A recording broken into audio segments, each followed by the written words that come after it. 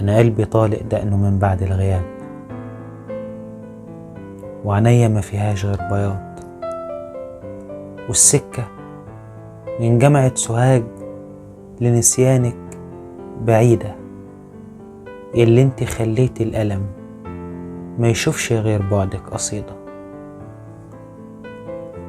الاسم ساكن في الصعيد، لو كنت جربت الفلاحة مش كان زمان عرفت إن اللي يزرع زرعة واحدة على التوالي مرتين الأرض تتعب. طب شوفي كم مرة اتزرع حبك في قلبي، راح أبوره وابنيه مساكن للخراب. قلبي اللي كان حضن اليمام نايم على جناح الغراب.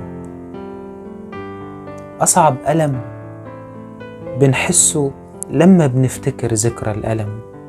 بنت في وداعة جوز حمام غار النبي، ضحكتها حطت فوق حياتي اتبدلت، وكأنها الضلة اللي ياما ساعت لها، وكأني نقطة مية خايفة لا تتحرق، فجريت عليها حضنتها ما بقتش أخاف.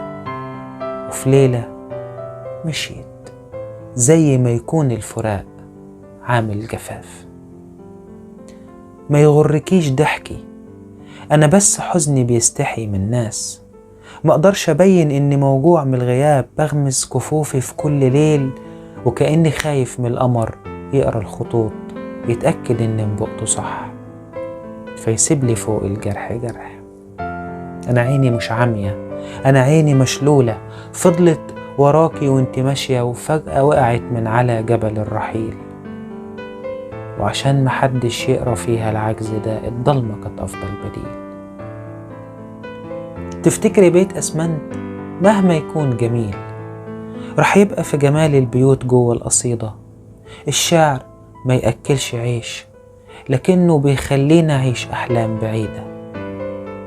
أنا في انتظار الحياة ومش هخيب وأقلبها حزن، ومؤمن إن الدنيا لسه فيها حضن، في لسه مطرة عايزة عشاق يلمسوها، وبيوت تبدل ريحة البوية بونس.